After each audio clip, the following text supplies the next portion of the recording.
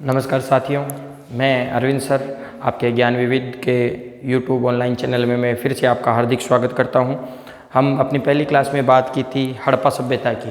तो हड़प्पा सभ्यता में हमने विशेषताओं तक लगभग विशेषताएं कंप्लीट कर ली थी। विशेषता जो थी लगभग एक बार फिर से मैं बता देता हूं आपको। विशेषता, एक सेकंड, चौंक का थोड़ा इशू आ रहा है। विस्तार,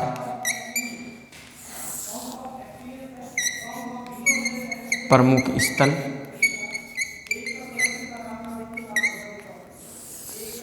और पतन, सभ्यता का पतन। विशेषताओं में सबसे पहले हमने बात की थी, ये जो सभ्यता थी वो नगरीय सभ्यता थी, काफ़ी फली फूली और एशिया की सबसे बड़ी, दक्षिण एशिया की सबसे बड़ी और विश्व की सबसे बड़ी सभ्यता थी। फिर हमने बात की थी ये कांस्य युगीन सभ्यता थी, कांस्य युगीन सभ्यता। इसके बाद में हमने की थी ये शांति प्रिय सभ्यता थी। इसके बाद में हमने बात की थी आद्य ऐतिहासिक सभ्यता। यहाँ से कई बार प्रश्न पूछा गया है कि सिंधु घाटी जो सभ्यता थी वो कैसी थी। हमने पहले जो फर्स्ट वीडियो जो था उसमें चर्चा की थी कि प्राग ऐतिहासिक,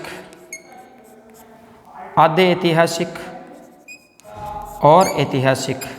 इसमें पाषाण काल था नहीं था, इसमें लिपि तो मिली थी लेकिन वो पढ़ी नहीं गई थी, इसलिए इसे आद्य ऐतिहासिक काल में रखा गया है। फिर है ऐतिहासिक काल। तो अगर इस लिपि को अगर पढ़ लिया जाएगा तो ये ऐतिहासिक काल में आ जाएगी।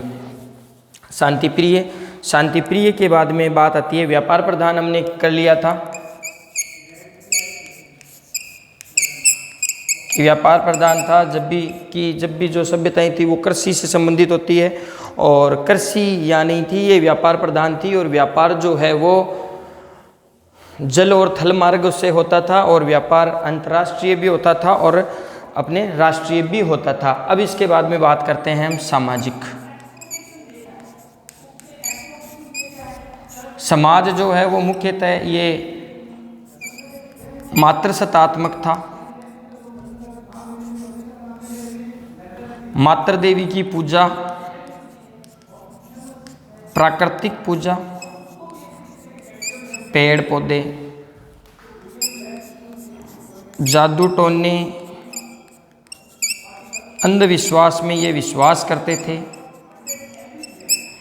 इसके अलावा अगर हम बात करते हैं तो एक जो जॉइंट फैमिली भी थी, लगभग संयुक्त परिवार थे, और हर घर में हमें कुआं मिलता है। घरों में जो मकान जो है वो मुख्य सड़क पर नहीं खुलकर गली में खुलते थे, एक स्थल को छोड़कर अपवाद में मिल सकता है। ये कुछ ऐसी बातें थी। लिंग और योनि की जो पूजा है वो काफ़ी मात्रा में हमें मिली है। एक पक्षी था, पाक था। आधुनिक मोर जो मयूर है अपना राष्ट्रीय पक्षी, उसका इससे साम्य किया जाता है। ये थी, देखो, ये सामाजिक, धार्मिक, आर्थिक, राजनीतिक, सांस्कृतिक, ये मेंस वगैरह की जब हम तैयारी करते हैं तो उसमें सबसे ज़्यादा बार पूछा जाता है कि इनकी सामाजिक दशा कैसी थी। फिर सामाजिक के बाद में आर्थिक जो था, क्योंकि पूरा का पूरा आधार इन पे टिका हुआ था। ये काफ़ी फसलों के बारे में जानकार थे, गेहूँ वगैरह, अनाज वगैरह, दूध, घी, इनके बारे में जानते थे। व्यापार करते थे, व्यापार प्रधान था, कृषि पर आधारित नहीं थे, क्योंकि जितनी भी सभ्यताएं लगभग मिली है वो कृषि पे मिली है, पशुपालन। ये नगरीय सभ्यता थी, तो नगरियों में जो है वो व्यापार ही प्रधान होता है, ये मैं आपको पहले ही बता चुका हूँ। फिर राजनीतिक जो है इसका हमें अभाव मिला है। अभाव इसलिए मिला है क्योंकि हथियारों के साक्ष्य नहीं मिले हैं। ये जो लोग थे वो शांति प्रिय लोग थे। इसके बाद में सांस्कृतिक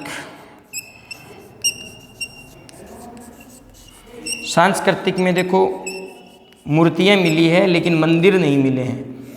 मंदिर इस सभ्यता में बनना शुरू नहीं हुआ था। लिपि मिली है, लिपि में मछली की जो आकृति थी वो सर्वाधिक मिली है। लिपि जो थी वो गोमूत्र या ब्रोस्ट फिडन दाएं से बाएं लिखी जाती थी वो मिली है, और आपके टेराकोटा की मोहरें वगैरह जो मिली है, जिससे पता चलता है कि इसमें सांस्कृतिक जो प्रक्रिया थी वो भी इनमें थी।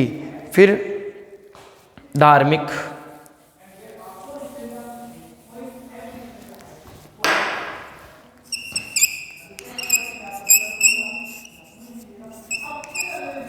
धार्मिक रूप की बात करें तो ये धर्म के प्रति काफ़ी विश्वास करते थे। ये अंधविश्वास में भी विश्वास करते थे कि अंधविश्वास होता है, और इसके अलावा लिंग, योनि, पशुपतिनाथ,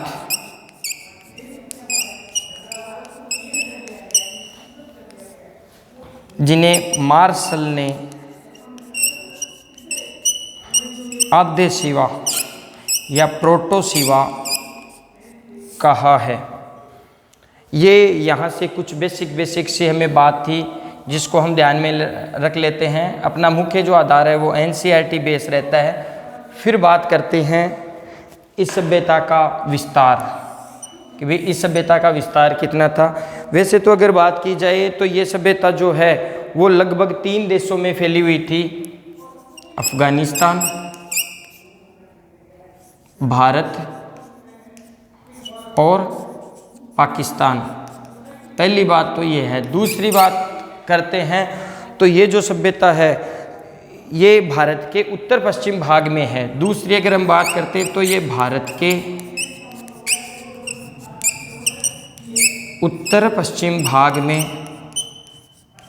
फैली हुई है, और इस सभ्यता का लगभग 13 लाख वर्ग किलोमीटर में ये सभ्यता फैली हुई है। देखो कई किताबें जो है, कई बुक्स जो है उनमें हमें 15 लाख भी मिल जाता है, कईयों में 12 लाख भी मिलता है, लेकिन अपना मुख्य आधार जो है, सबसे मान्य जो मत है वो NCERT वाला है, तो हम NCERT वाले मत को ही मानते हैं। तो इस सभ्यता का जो लगभग विस्तार है वो 13 लाख वर्ग किलोमीटर में फैला हुआ है, और ये जो सभ्यता है वो त्रिभुजाकार है, त्रिभुज के समान है, और 3 देशों में फैली हुई है, भारत, पाकिस्तान और आपके अफगानिस्तान।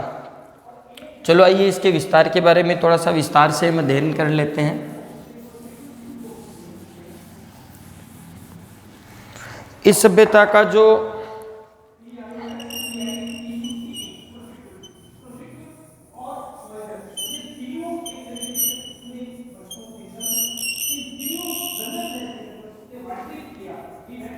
ये थोड़ा बहुत हम भारत का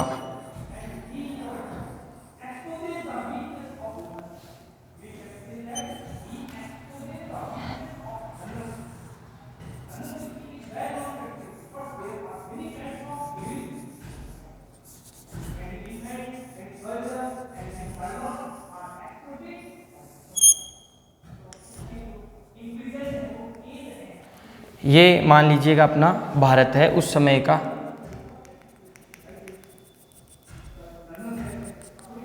ये पाकिस्तान वाला क्षेत्र है, ये अपना भारत है, और ये अफगानिस्तान। तो इसका जो उत्तरी भाग है वो आपका है मांडा, जो कि है कश्मीर में चेनाब नदी के किनारे। ठीक है, फिर बात करते हैं इसके पूर्व की। तो पूर्व जो है ये हो गया अपना उत्तर, ये पूर्व जो है उत्तर प्रदेश का एक स्थल है आलमगीरपुर,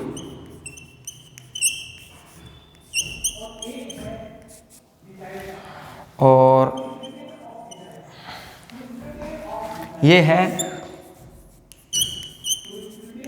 हिंडन नदी के किनारे। ये है अपना दक्षिण, महाराष्ट्र, शॉर्ट लिख रहा हूँ भाई मैं, महाराष्ट्र। स्थल का नाम है दैमाबाद, और नदी की बात करते हैं तो गोदावरी जो नदी है उसकी सहायक नदी है प्रवरा नदी।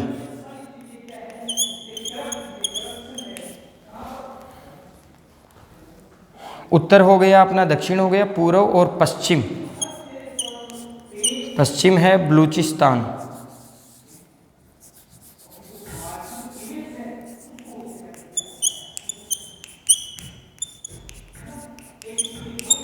नदी है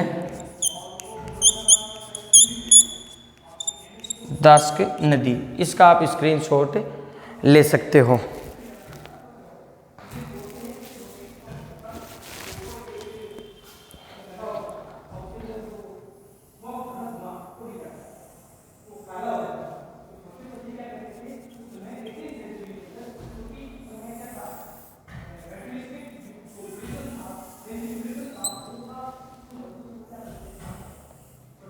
ये इसका विस्तार था।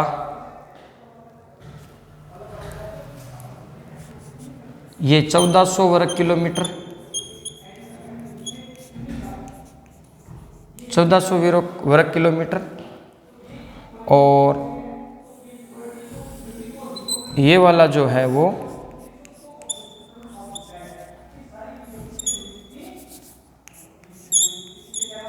1600 वर्ग किलोमीटर। कुल मिलाकर ये देखो त्रिभुजाकार है।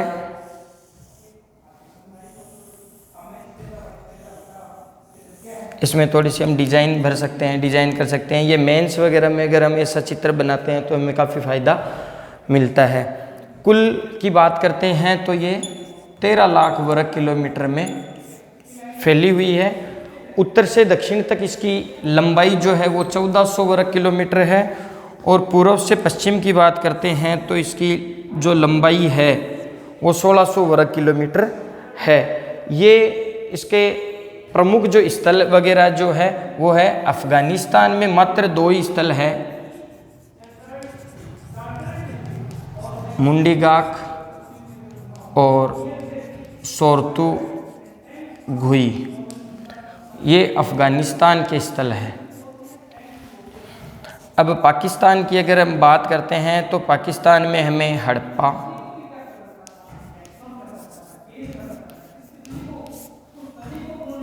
मोहनजोदड़ो, हड़प्पा की खोज हमने बात की थी 1921 में दयाराम साहनी ने, मोहनजोदड़ो की 1922 में आर डी बनर्जी, चन्नहुदड़ो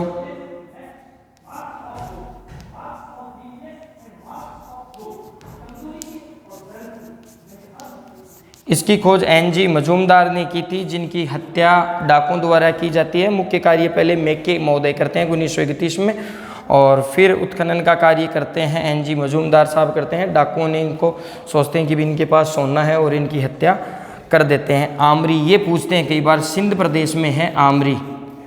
सीधा का सीधा प्रश्न पूछा गया है कि आमरी स्थित है, तो आमरी जो है वो भी आपका पाकिस्तान के सिंध प्रदेश में है।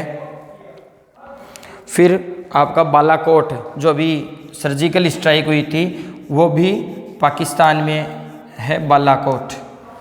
देखो अफगानिस्तान वाले तो दोनों आपको याद रह जाएंगे, केवल 2 ही है, एक मुंडीगाक है, दूसरा सोरतगुई है। पाकिस्तान वाले में आप मुख्य याद रख लीजिएगा, हड़प्पा, मोहनजोदड़ो, चन्नहुदड़ो, आमरी और बालाकोट। अब बात करते हैं हम भारत की। आप इसका स्क्रीनशॉट ले सकते हो एक बार। चलो अब हम करते हैं भारत के स्थलों की बात।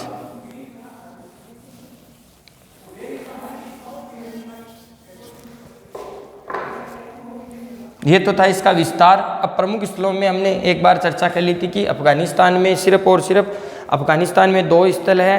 पाकिस्तान के स्थल हमने बात की थी, हड़प्पा है, मोहनजोदड़ो है, चन्नहुदड़ो है, आमरी है, बालाकोट है और अन्य भी है, लेकिन मुख्य रूप से जो हमें ज़्यादातर परीक्षा की दृष्टि से हम देखते हैं तो वो हमने कर दिया। अब हम बात करते हैं भारत की। तो भारत जो है, भारत में काफ़ी स्थल है। सर्वाधिक जो स्थल है वो आपके मिलते हैं गुजरात में। तो सबसे पहले हम बात कर लेते हैं गुजरात की। गुजरात में मिलता है लोथल,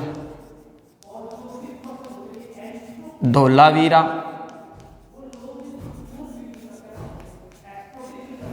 लोथल, धोलावीरा, सूरकोटड़ा और पादरी।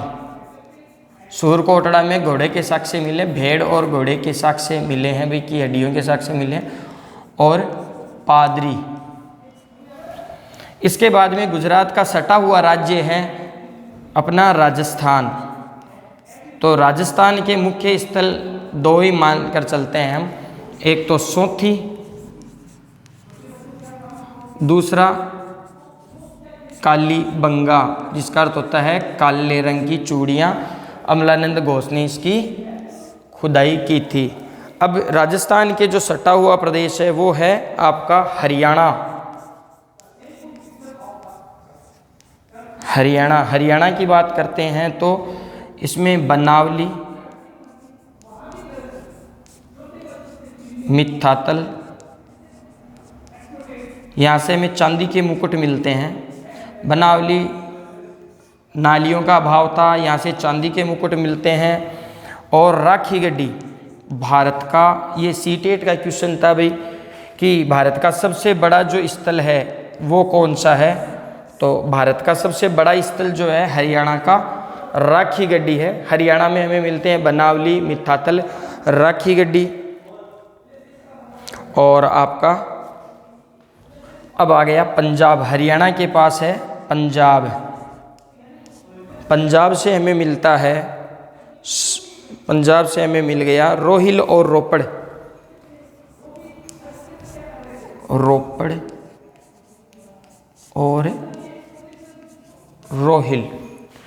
इसके बाद में महाराष्ट्र का हम करते हैं, तो महाराष्ट्र का हमें एक ही मिलता है, दक्षिण भारत में एक ही है, देमाबाद।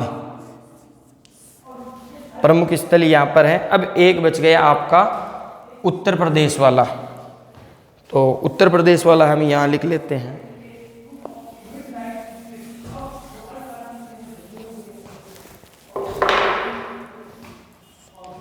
यूपी का एक तो पूर्वोत्तर हो गया अपना आलमगीरपुर, आलमगीरपुर जो भी हमने पढ़ा है ये रहा। एक अभी हाल ही व्याख्याता भर्ती परीक्षा में हमें पूछा गया था सनोली। और आपका एक और हो गया, चलो दो बहुत है, मुख्य रूप से दो याद रह जाएंगे वो भी बहुत है। ये थे अपने प्रमुख स्थल। स्थलों के अंदर की जो चर्चा है वो अभी हम करते हैं। भारत में अगर नक्शे के हिसाब से अगर आप बनाते हो तो भी आपको एग्ज़ाम की दृष्टि से मेंस वगैरह में फ़ायदा मिलता है और हमें लंबे समय तक याद भी रहता है। मैप के हिसाब से अगर आप बढ़ते हो तो देखो, सबसे पहले आप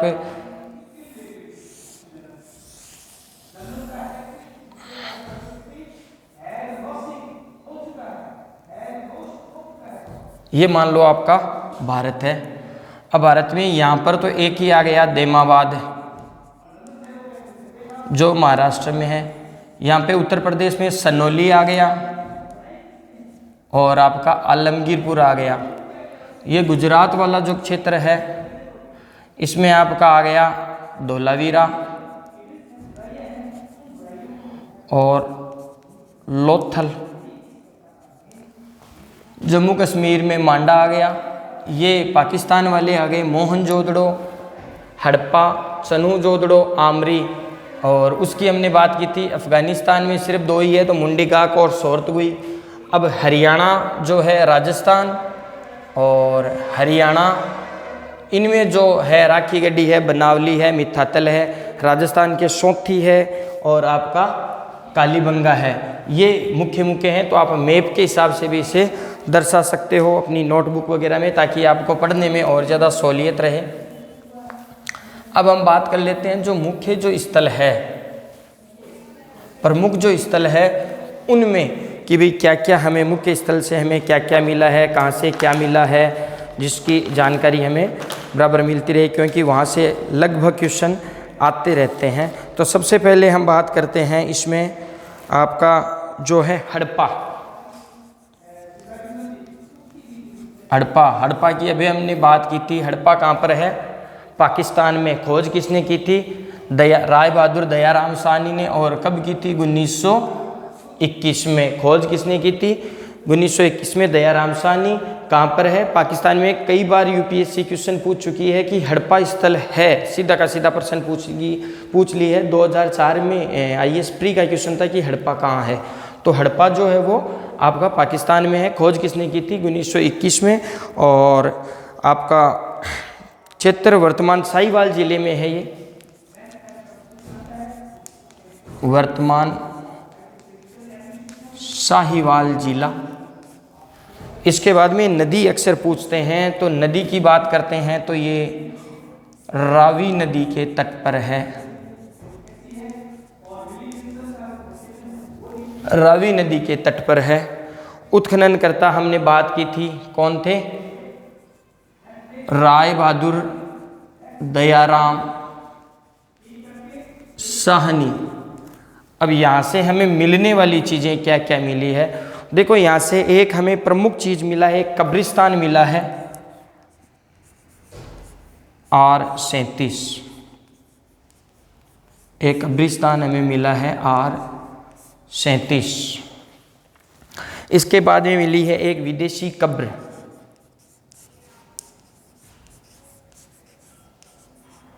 विदेशी कब्र के बाद में हमें मिला है इक्का गाड़ी।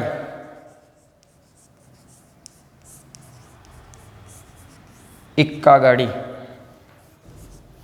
इक्का गाड़ी के बाद में मिला है श्रृंगार पेटी का। उस समय भी महिलाएं और पुरुष दोनों आभूषण प्रेमी थे भी। श्रृंगार पेटी का। और इसके अलावा हमें अन्य कुछ चीज़ें मिली है। स्वास्तिक का जो चिन्ह है वो हमें मिला है।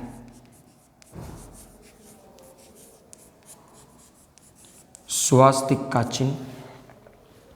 स्वास्तिक के चिन्ह के अलावा नदी के तट पर 12 अन्नागार मिले हैं। जो नदी का तट है, नदी के तट के पास 12 अन्नागार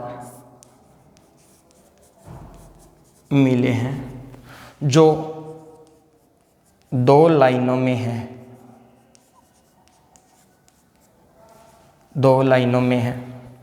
इसके अलावा हमें मिलती है पास में अनाज साफ करने का एक चबूतरा मिला है। पास में एक चबूतरा मिला है जिस पर अनाज साफ किया जाता था। चबूतरा मिला है जिस पर साफ में ये, और पास में भाई सीधी सी बात है कार्य किए जाते थे। और कार्य किए जाते थे तो श्रमिकों के जो आवास थे, श्रमिक आवास जो है वो अवश्य ही यहाँ पर हमें मिलेंगे।